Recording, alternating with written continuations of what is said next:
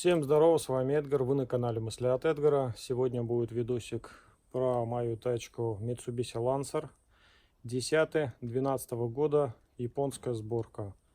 Брал я ее нулевую, и с того времени езжу только я. Единственный владелец. И за все это время в этой машине я поменял только стойки. Ну и стандартные расходники, масло, там, фильтра. Это как бы вообще не считается. Это естественный процесс. Так вот, когда я менял стойки, после этого возникла следующая проблема, про которую как раз это видео. Когда руль я поворачиваю влево, в сторону водителя, получается, за ворот, идет скрип. Я долгое время ездил, не мог врубиться, в чем дело. Потом начал прислушиваться. Потом опять обратился в сервис. В итоге выяснилось, в чем дело, когда... Сейчас я камеру на ту сторону направлю и расскажу.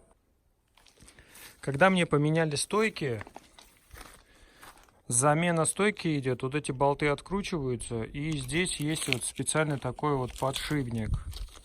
Вот он. Mitsubishi Motors. Я его отдельно потом заказал. Новый подшипник, он выглядит чуть по-другому, он такой серебристо-серого цвета, закругленный. Этот заводской идет, его родной, японский. А это я купил уже здесь в городе Уфа, показать, к сожалению, не могу, его уже сюда установили.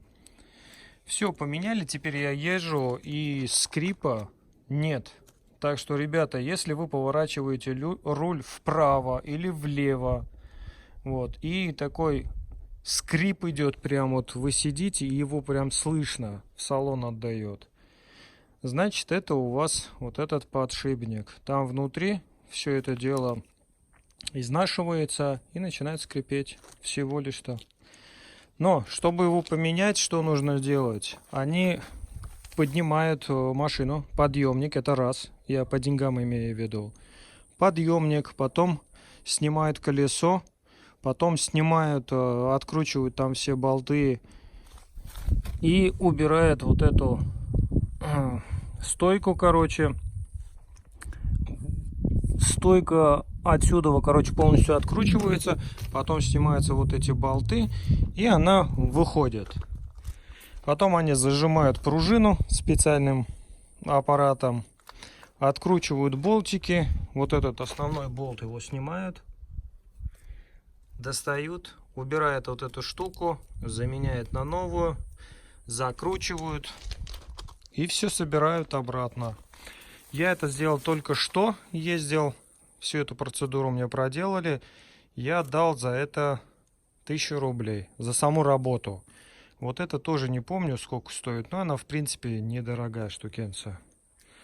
Так что, когда вы будете менять стойку, не забывайте еще вот эти вещи, замену сразу сделать. А то потом упретесь в этот скрип, и по-новому нужно все это разбирать. И при этом, когда я стойку менял, тут еще некоторые вещи есть. Я их тоже заменял. Единственный мастер, что мне забыл сказать, вот про эту прокладку. Так что, если идет замена стойки, заменяйте все, что тут есть. Это все, в принципе, стоит недорого. Один раз делаете. Вот я с 2012 года езжу, сейчас 19. Все это время никаких проблем не возникало. Такой вот, ребята, видосик. В целом, тачка просто огонь. Про нее я, наверное, отдельно уже расскажу.